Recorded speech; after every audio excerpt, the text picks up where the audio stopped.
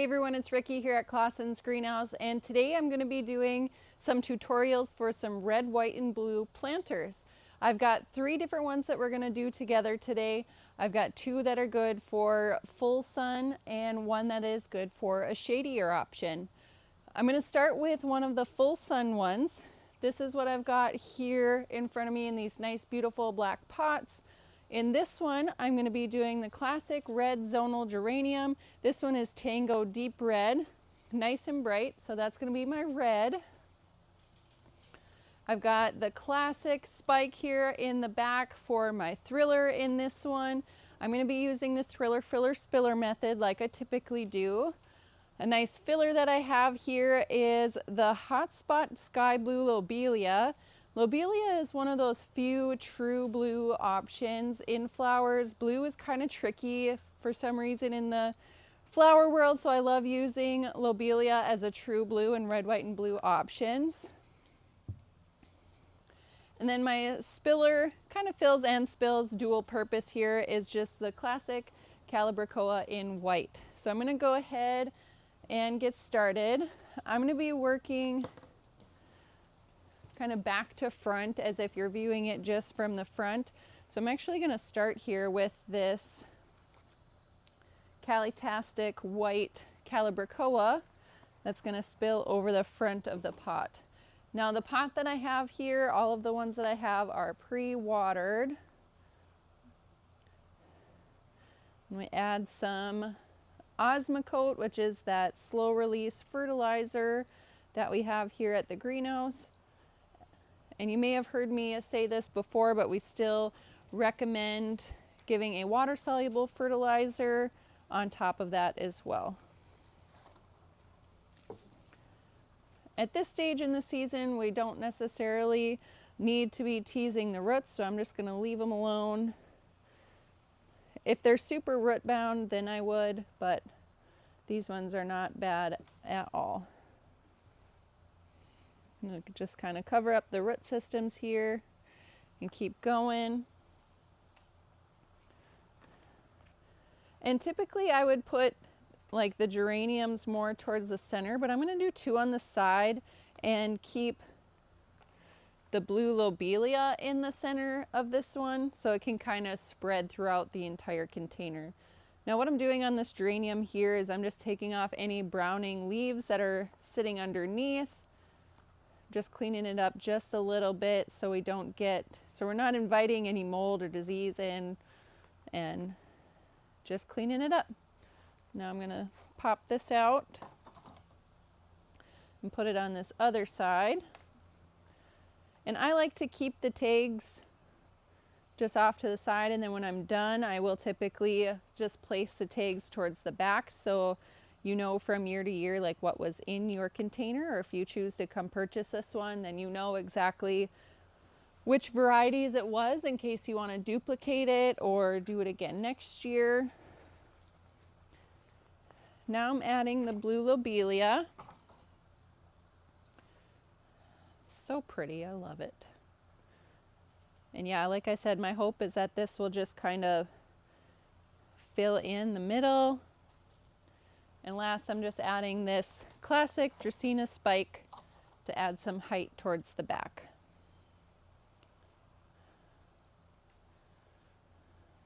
And just cover everything up.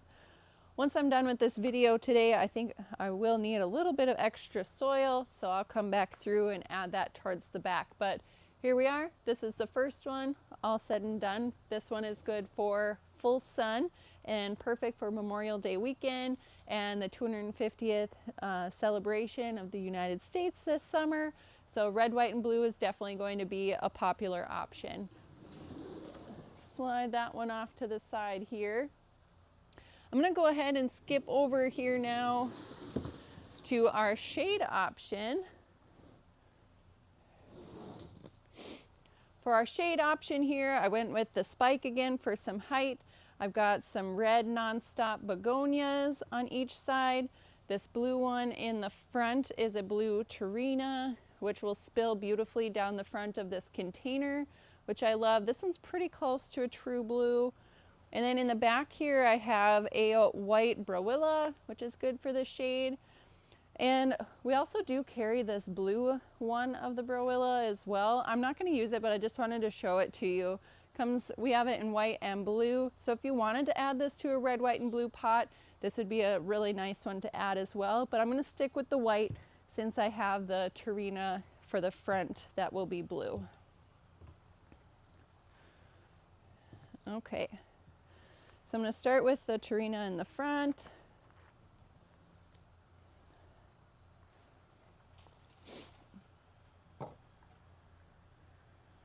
This one is a new variety for us. I was just looking at the tag here. This one's called Summer Wave Large Blue. We've never gotten this color of the Tarina before.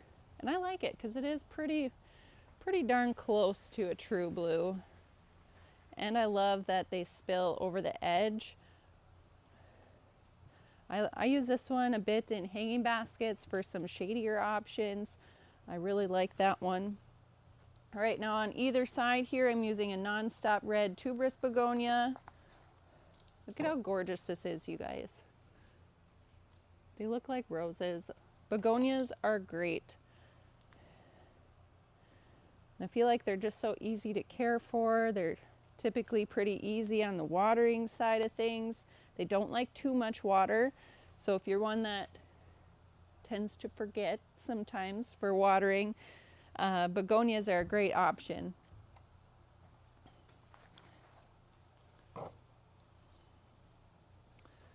So the red begonia on either side here. Then I'm going to put this spike in the middle of this one. Pop this out.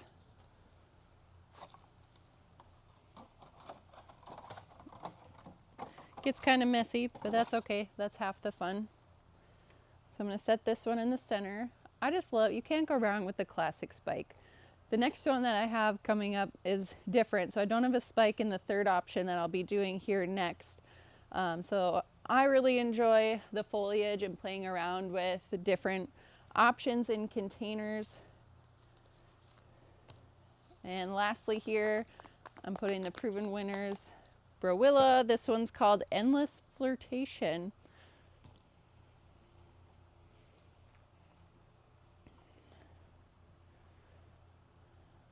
Pop that in the back. All right, there's our shade option in red, white, and blue if you want to copy this one. If you've got a nice shady spot in your yard, I'm going to slide this off to the side.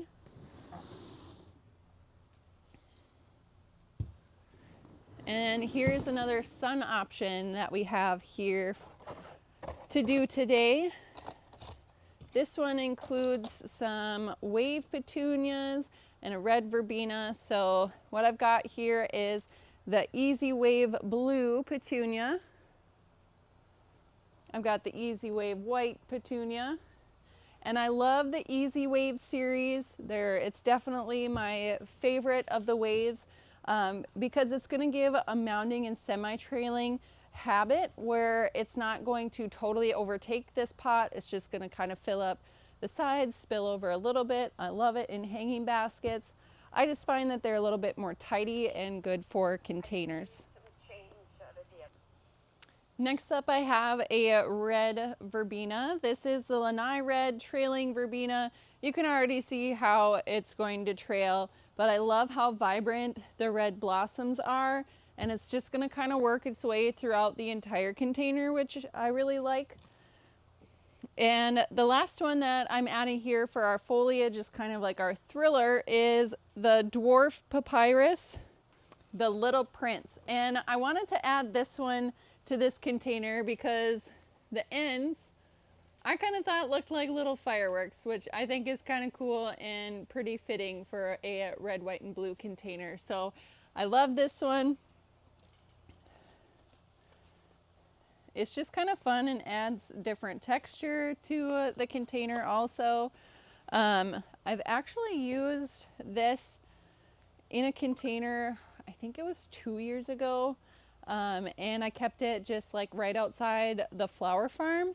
and I actually took cuttings off of it and added it to some bouquets, which I thought was super cute. So I'm going to add this one first, and I'm going to put this one in the middle.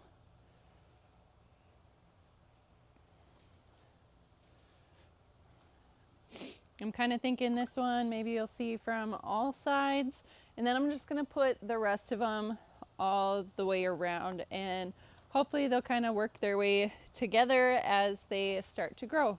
So this is the Easy Wave Blue.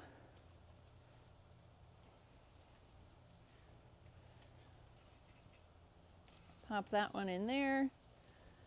The Easy Wave White I'll add on the other side. Get this one out.